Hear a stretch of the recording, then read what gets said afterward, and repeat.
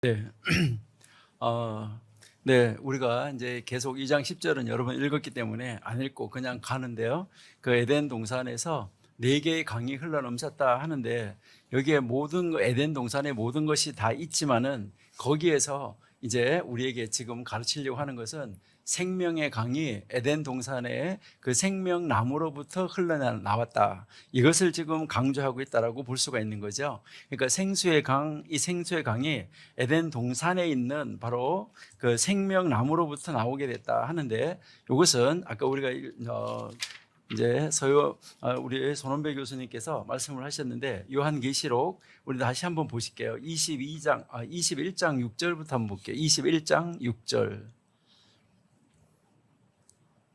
예, 6절. 또 내게 말씀하시되 이루었도다. 나는 알파의 오메가요 처음과 나중이라. 내가 생명수 샘물로 목마른 자에게 값없이 준다라고 이제 말씀을 하셨는데, 바로 이 강이 어디에서 흘러넘치느냐 했을 때 그것이 쭉 내려가서 22장 1절 다시 한번 볼게요. 22장 1절. 네, 저가 수정같이 맑은 생명수의 강을 내게 보이니 하나님과 및 어린 양의 보좌로부터 나왔다. 바로 이것이 에덴 동산으로부터 나왔다는 것을 이야기를 하는데, 이 계시록 22장은 결국 창세기 2장이 복원된 상태라는 거, 이것을 우리에게 설명을 해주고 있는 것이죠. 우리 요한복음 7장 38절을 한번 보실게요. 요한복음 7장 38절.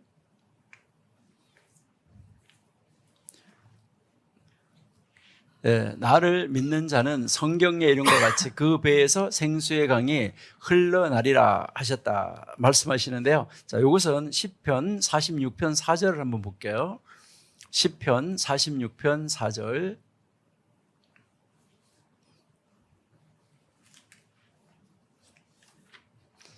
4절. 네. 네, 한 시내가 있어 나뉘어 흘러 하나님의 성 곧 지극히 높으신 자의 장막의 성소를 기쁘게 했다라고 지금 말씀을 하고 있습니다. 여기에서 우리가 가르치는 것은 결국 물의 근원은 한 장소였었다, 한 곳이었었다. 바로 그곳이 에덴 안에 있는 동산에 있는 그 중앙에 있는 생명나무였었다. 그러니까요, 이 물의 능력은 결국 생명나무로부터 시작된 것으로 이제 이 강의 물이 흘러서 생명의 능력을 운반하는 물이 됐다는 것이죠. 그러니까 이 네 강의 이름은 네 강의 본질 그리고 특성, 기능에 따라서 이름이 붙여졌다 하는 것을 우리가 알 수가 있습니다. 그래서 이제 이제 11절에 보시면 첫 번째 강이 나오는데, 이 첫 번째 강은 피숀, 우리가 이제 비손강이라고 이야기하는데, 이것은 그 의미가 기운이 온 땅에 가득하다, 기운이 두루 퍼져 있다, 아니면 계속 증가한다, 이런 의미를 가지고 있습니다. 이것은 물이 넉넉할 뿐만 아니라 물이 솟아나서 그 땅을 적시기에 충분하기 때문에 붙여진 이름입니다. 그래서 이 비손이라는 단어는 성경에서 이곳에만 나오고 있는데요. 그렇기 때문에 이제 해석하기가 어려운데, 바로 이 비손이라는 단어하고 어원이 같게 보이는 이런 단어들이 있는데 몇 군데를 한번 찾아보겠습니다. 예레미야 50장 11절입니다. 예레미야 50장 11절.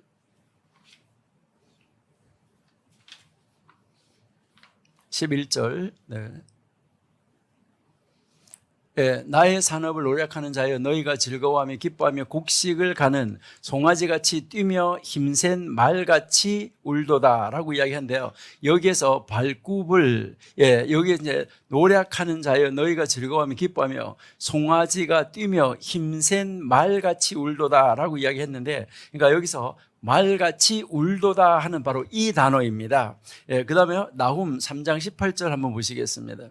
나훔 3장 18절 보면, 아수르 왕이여 내 목자가 자고 내 귀족은 누워 쉬며 내 백성은 산들에 흩어지나 할 때, 여기서 쭉 흩어져서 나누어지는 것을 이야기를 하고 있습니다. 여기서 흩어지나 하는 그 단어가 바로 이제 이 비손이라는 단어와 같은 단어고요.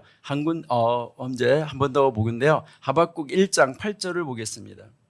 하박국 1장 8절. 그 말의 표본보다 말은 표본보다 빠르고 저녁 이리보다 사나우며 기병은 원방에서부터 빨리 달려오는 한데, 여기서 빨리 달려온다는 말이 바로 이 비소네라는 단어와 같은 단어고요. 말라기 4장 2절에서 보면 이제 외양간에서 나온 송아지 같이 뛰리라고 할 때 그 뛰리라 하는 단어가 바로 이 단어하고 어원을 같이 하고 있습니다. 그래서 이 강의 이름이 비소는 이제 이 성경에서 여기만 나오지만 이 의미를 파악해 보면 이제 이것은 모래 땅이고, 또 이 비소는 강에 물이 솟아나는데 매우 힘있게 솟아나고, 또 정오에 떠오르는 해같이 능력을 가지고 빨리 흐르고 있는 강을 우리에게 가르쳐 주고 있다라는 것을 알 수가 있습니다. 그래서 이 강은 온 지면에 빠르게 두루 퍼지는 이런 강이다라는 것을 우리가 알 수 있습니다. 그런데 그 다음 구문에서 보면 하윌라 땅 모두를 둘렀다라고 이야기를 하는데, 이 하윌라 땅, 하빌라라고 이제 히브리어로는 하는데요. 그 의미는 바로 구스의 아들은 스바와 하일라라고 나오고요. 그 다음에 창세기 10장 29절에 보면 오빌과 하일라 이렇게 나옵니다. 그리고 또 창세기 25장 18절에 보면 그 자손들은 하윌라에서부터 아수르를 통하는 애굽까지라고 나오는데, 그러면 이 하윌라가 어딜까? 바로 이 하윌라는 함의 아들 구스의 아들로서 전 세계에 퍼져나갔던 한 인물이었습니다. 그리고 장소의 이름도 되지만 사람의 이름도 된다는 것인데요, 그들이 에덴 동산을 차지하고 있었던 것처럼 이렇게 보여집니다. 그러니까 우리가 성경을 읽으면서 알 수 있는 것은 함의 후손이 살았던 땅은 모두 좋은 땅이었었는데, 함의 후손 가운데 미즈라임이 살던 땅이 이집트 땅이고, 가나안인 그 함의 아들 가나안이 살던 땅이 가나안 땅이고, 니므롯이 살던 땅이 바로 바벨론 신할 땅입니다. 그러니까 그들은 좋은 땅에서 살았던 것으로 이렇게 보입니다. 그리고 이 오경에 이 하윌라라는 단어가 또 하나 나오는데, 이것은 창세기 10장 7절에 스바와 하빌라인데, 이것은 이제 이 오빌과 하빌라 이렇게 이야기할 때 여기에서는 이제 이것은 좋은 금이 있었다라고 이야기를 하는 것이죠. 그래서 이것은 역대하 9장 10절에 보면 오빌과 하윌라, 이 하윌라가 금이 굉장히 많은 지역이었었다. 그러니까 그 강이 둘러서 물이 흘러내려가는 지역은 금이 엄청나게 많은, 정말 비교가 안 될 만큼, 어떤 다른 곳하고는 비교가 안 될 만큼 금은 보석이 가득한 그런 그런 땅을 두르고 있었다라고 이야기를 하고요. 그 다음에 2장 12절에 보시면은 그 땅에 금은 순금이고 그곳에는 베들레헴 호마노도 있었다라고 이야기를 합니다. 그러니까 비송강이 흐르고 있는 이 지역에 이 금은 최고의 금이고, 다른 지역하고 비교할 수 없을 만큼 최고의 금이라는 것을 여기서 다시 한번 설명해 줍니다. 그래서 여기서 나오는 이 금은 바로 이제 불순물이 전혀 없는 순금이었었다라고 이야기를 합니다. 바로 이 귀중한 물건이 이제 이 누비아의 아주 중요한 수출품이라고 지금도 이야기를 하고 있습니다. 그리고 여기에서 이제 이 베들레헴이라고 나오는 단어는 부돌라흐라는 단어인데, 이것은 원래는 쇼함의 돌, 그래서 호마노 이런 것이 여기 나오는데, 여기서 이 쇼함은 성경에서 제사장 의복하고 관련되어서 자주 언급이 되는 그런 보석입니다. 그런데 이것의 우리가 의미가 뭐냐 하는 것을 따질 수는 없지만은, 이것은 그냥 그 제사장에게 붙여지는 보석 중에서 보석, 그러니까 하나님의 동산 안에 이러한 진귀한 보석이 많이 있었댔는데, 그 보석들이 비송강 둘레에 있었다 하는 것을 우리에게 가르쳐 줍니다. 그리고 이 두 번째 강은 바로 기혼강인데, 이 기혼이라는 단어는 내뿜다 하는 그런 뜻을 가지고 있습니다. 그런데 이것은 무엇인가를 공격하기 위해서 뿔을 앞으로 내밀고, 소가 이게 뿔을 앞으로 딱 내밀고 공격하여 달려가는 소처럼 소리 지르면서 앞으로 달려간다 하는 그런 뜻을 가지고 있습니다. 그러니까 이 물이 흘러가기는 가는데 거센 힘을 가지고 아주 힘차게 흘러가는 것을 이야기를 하는 것이죠. 그러니까 이 강이 조금씩 흘러가는 강이 아니라 많은 양의 물이 힘차게 흘러가는 강, 이 강을 말하는 것이 기혼강이다. 그래서 이제 이 성경을 읽어보면 열왕기, 역대기에서 이 기혼이 5번이 나오는데, 우리 역대기 32장 30절은 한번 보실게요. 역대하입니다. 역대하, 대하. 32장 30절. 이 히스기야가 또 기혼의 윗샘물을 막아 그 아래로 쫓아 다윗성 서편으로 곧게 인도하였으니 저의 모든 일이 형통하였더라라고 나오는데요. 이제 이 기혼의 이 샘은 예루살렘 바깥 동쪽 계곡에 있는 이 샘의 이름인데, 솔로몬이 그 왕으로 기름 부음 받은 자리가 바로 그 자리고요. 히스기야 왕은 기혼의 샘물을 성 안으로 이제 끌어들이는, 바로 이 실로암 못으로 끌어들이는 일을 했던 바로 그 발원지, 그 근원지가 기혼이었었다 하는 것을 알 수가 있습니다.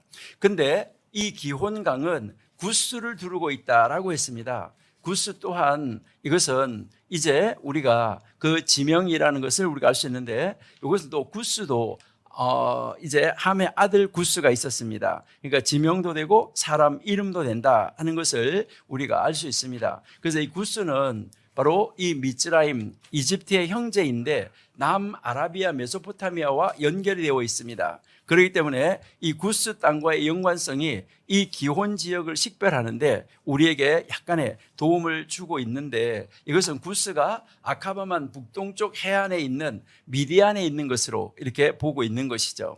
그래서 일반적으로 이 성경에 나오는 이 구스는 누비아를 가리키는 것으로 이해할 수가 있습니다. 그래서 이제 이 비숀하고 이 기혼을 블루 나일강, 화이트 나일강 이렇게 지금 현재는 바라보고 있습니다. 그래서 이 두 강은 이제 이 카르툼에서 합하여져 가지고 한 강이 되어서 지금 아프리카에서 가장 힘있게 흐르고 있는 강이 되어서 결국 지중해로 흘러들어가는 강이라고 이야기를 합니다.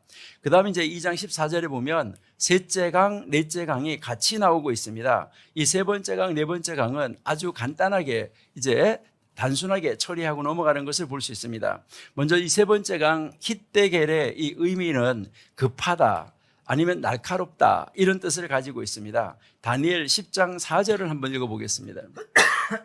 다니엘 10장 4절.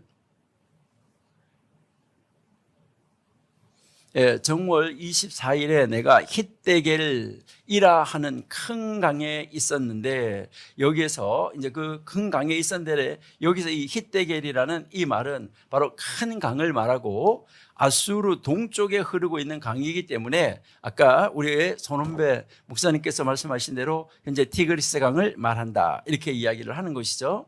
근데 이것을 유대인들 같은 경우에 이 탈무드에서는 이 강을 설명할 때 날카로운 칼이 물건을 빠르게 자르는 것처럼 아주 빠르게 흐르는 강이라고 이렇게 설명을 합니다. 그래서 이 hitdegel 강은 아수르 동쪽을 향하여서 흐른다는 것인데요. 여기서 이 동쪽을 가리키는 이 히브리어 단어, 바로 이제 이 키드마트의 이 문자적인 의미는 떠오르는 해를 향하여 서 있는 사람, 그 사람에게 해가 가장 잘 비출 수 있는 장소, 이 장소를 말한다고 이야기합니다. 그렇기 때문에 이 hitdegel 강은 하나님을 향하여 서 있는 사람의 입장에서 보면, 하나님을 향하여 서 있는 사람의 입장에서 보면 그 강은 하나님 앞에 서 있는 사람을 향하여 흐르는 강입니다. 그러니까 이 아수르는 디그리스 서쪽에 있는 아수르의 도시거나 또 이 아수르의 넓고 큰 지역을 가르칠 수 있는 그런 그 땅을 흐르고 있다라고 보시면 되겠고요. 그다음에 이 네 번째 강은 우리가 프라트라고 이야기를 하는데, 바로 이 강은 유프라테스 강을 말한다 하는데 의견을 달리하는 사람이 그렇게 많지는 않습니다. 히브리인들에게 이 강은 특별한 강이었기 때문에 특별한 설명이 없이도 그냥 이해할 수 있었다고 이야기를 하는데요. 이 티그리스 강하고 유프라테스 강은 장구한 설명이 필요 없는 강이다. 왜냐하면 누구나 다 아는 강이기 때문에. 그러니까 아주 큰 강이고 유명한 강이고 모든 문명의 발상지 메소포타미아의 문명이 거기서 발상됐다는 것은 누구나 다 알기 때문에 거기에 부차적으로 설명할 필요도 없었다는 것입니다. 그러나 그 앞에 이제 비손강과 기혼강은 이제 그 큰 강, 문명을 갈피해주는 그 강 말고 이제 그 에덴 동산에 흐르고 있는 그 강은 바로 모든 금, 은, 보화, 보석을 두루 갖추고 있는 지역을 흐르고 있었다. 이것을 가르쳐 주면서 이 네 강이 흐르는 그 지역은, 모든 그 지역이 이제 이 세상에서 가장 아름다운 곳, 가장 진귀한 보석이 있는 곳, 바로 거기에 생수가 있는 곳, 생명의 강이 흐르고 있는 곳, 하나님이 함께 거하는 곳. 이래서요, 이것은 바로 천국을, 이제 에덴 동산을 천국으로 다시 한번 설명해 주고 있다. 그래서 이것이 요한계시록 21장, 22장에서 다시 이제 복원이 되어졌다는 것이죠. 자, 여기서 우리가 이 유프라데스는 히브리어로 보면 파라라는 단어에서 왔는데, 이것은 열매를 맺다, 또 건강을 준다, 이런 뜻을 가지고 있습니다. 그러니까요, 바로 이 강이 터치하는 곳, 이 강이 흐르면서 이 강이 닿는 곳마다 모든 것은 열매를 맺는다는 말입니다. 그러니까요, 이제 두 강에서는 진귀한 보석을, 두 강은 생명을, 그리고 또 두 강 중에 한 강은 또 많은 열매를 맺게 한다, 이런 뜻을 가지고 있다는 것이죠. 그러니까 이 네 강이 연합하여서 온전한 하나의 동산을 아름답게 이루었다 하는 것을 가르쳐 줍니다. 그러니까 이 유프라테스 강 강가에 있는 나무는 풍성한 열매를 맺고, 그 강가에는 밭은, 그 강가에 있는 밭들은 많은 소출을 내고, 그 강에 사는 사람들은 다 복받는다 하는 것을 가르쳐주는 강, 이것이 유프라데스 강이다라는 것을 우리에게 가르쳐주고 있습니다. 그래서 이제 이 네 강과 관련된 말씀을 읽으면서 우리가 이 특이한 점을 발견할 수가 있는데, 네 강 가운데 앞에 나오는 두 강인 비손, 기혼 강은 자세하게, 세 번째, 네 번째 강은 이제 비교적 짧게, 이제 간단하게 설명하고 있다는 것이죠. 여기에서 우리가 가르치는 것은 이 네 강의 설명은 지리적 장소를 설명하는 것이라기보다는 하나님의 복이 흐르는 복의 장소를 가르쳐주고 있다. 바로 그 자리는 복된 장소였었다. 이것을 우리에게 가르쳐주는 것으로 보아야 된다는 것이죠. 그러니까요, 에덴이 수원지입니다. 물의 근원입니다. 바로 그 수원지 물의 근원으로부터, 생명의 근원으로부터 네 강이 흘러나왔다. 생명나무로부터 네 강이 흘러나왔다. 이것은 전 세계는 하나의 생명의 강으로부터 생명을 얻게 된다 하는 것을 가르쳐 주는 것입니다. 그러니까요, 다른 것으로는 생명을 얻을 수 없다, 이것을 가르쳐 주는 것입니다. 그러니까 에덴은 하나님이 함께하는 장소이기 때문에 최초의 성소였고, 하나님이 함께하는 자리였기 때문에 그 자리가 복된 자리였다는 것이죠. 그리고 이것은 후에 이스라엘 백성들이 하나님을 만나는 자리가 되었다라는 것이죠. 그러니까 에덴이 있기 때문에, 에덴에서 흐르는 물이 사방에 넘쳐 흐르기 때문에 에덴 밖에 있는 사람들도 은총을 입고 살아갈 수 있었다는 것입니다. 이것은 에덴 동산을 통하여서 성전의 복이 세상으로 흘러가는 것을 설명하는 것입니다. 이것은 지상에 있는 모든 교회가 영적 생명을 세상에 흘러가게 해야 된다는 것을 우리에게 가르쳐 주는 것이죠. 바로 교회에서 흘러나오는 생명의 강이 성도를 적시고, 성도들은 그 생명의 강이 온 세상에 흘러서 넘치도록 해야 할 의무를 가지고 있다는 것을 가르쳐 주는 것이죠.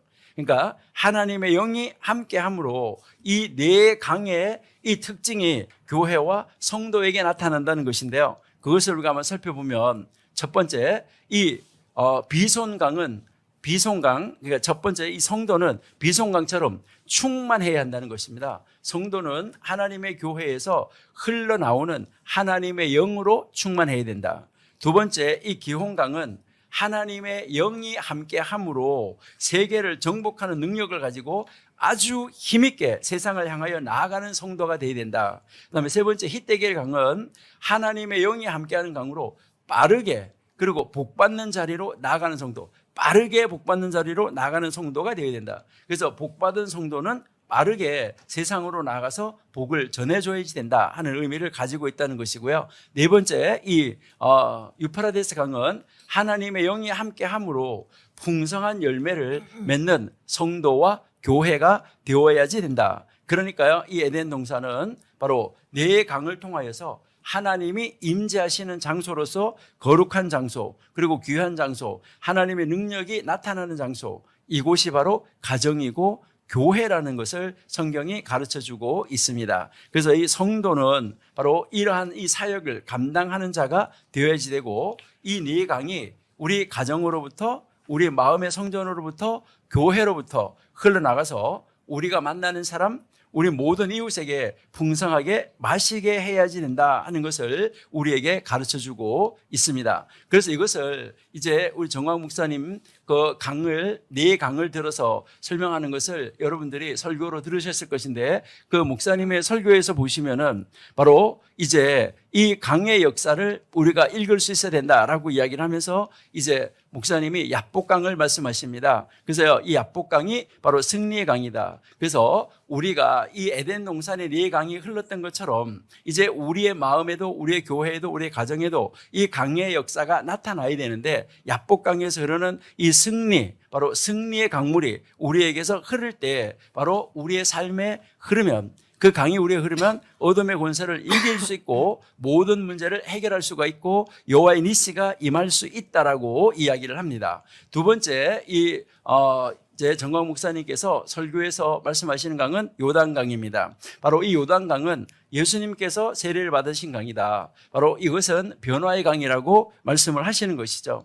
그래서 우리한테 이 에덴 동산에 있는 이 네 강이 흘러야 가정도 변하고 개인도 변하고 교회도 변화할 수가 있고 치료도 할 수가 있다. 이것을 우리에게 가르쳐 주는데요. 바로 요단강에 나아만이 와서 몸을 담갔을 때 치료하는 역사가 나타났던 것과 마찬가지인 것이죠. 그리고 이제 아까 우리 손은배 교수님께서 보셨었는데 에스겔서에 보시면은 이제 소성의 강, 번성의 강이 흐르고 있죠. 그래서 이 강이 흐르는 사람은 이제 언제나 이제 새롭게 소생이 되어져서 새로운 사람으로 바뀌어진다는 것을 우리에게 가르쳐 주고 있습니다. 우리는 이제 우리 안에, 우리 가정에 바로 이 에덴 동산에서 생명수, 생명나무로부터 흘러나오는 이 생수의 강, 네 강이 전 세계를 다 덮고 있는데, 바로 그 생수를 마시는 자는 강의 능력을 얻게 된다는 것이죠. 그래서 그 강의 능력을 얻어서 이제 날마다 하나님 앞으로 나와서 그 하나님으로부터 받은 그 생명을 이제 우리는 우리 이웃들에게, 우리가 전 세계로 우리 몸으로부터 시작해서 마음의 성전, 내가 서 있는 곳으로부터 전 세계로 사방으로 생명을 흘러보낼 수 있는, 생수의 강을 흘러보낼 수 있는 이런 그 네 강을 소유한 사람, 바로 네 강을 소유한 성전으로서의 삶, 네 강을 소유한 성전, 교회, 우리 교회가 이런 교회, 우리나라가 그런 나라가 되어져서 앞으로 전 세계의 생명을 살려내는 바로 이 생수의 근원이 될 수 있는 성전이 되는 개인, 가정, 교회, 나라가 되면은 좋겠다, 이렇게 생각을 합니다. 그래서 우리 안에 내가 소속되어 있는 단체든 가정이든 교회든 어떤 공동체든 나라든 내가 소속되어 있는 바로 그곳이 성전이 되는데, 바로 그 성전으로부터 이제 사방으로 생수의 강을 쫙 흘려보낼 수 있는 그런 성전된 삶, 바로 예수님을 모신 삶, 그 바로 생수의 강이 되시는, 생명수 되시는, 생명 되시는 예수님을 흘러보낼 수 있는 그러한 이 성도의 삶을 사는 것, 이것이 바로 이 네 강의 근원이 되는 것이고 네 강을 바르게 하는 것이고 네 강의 역사를 일으키는 삶이다라는 것을 우리가 깨닫고 그런 삶을 살아낼 수 있는 하나님의 사람들 다 되었으면 좋겠습니다. 네, 감사합니다.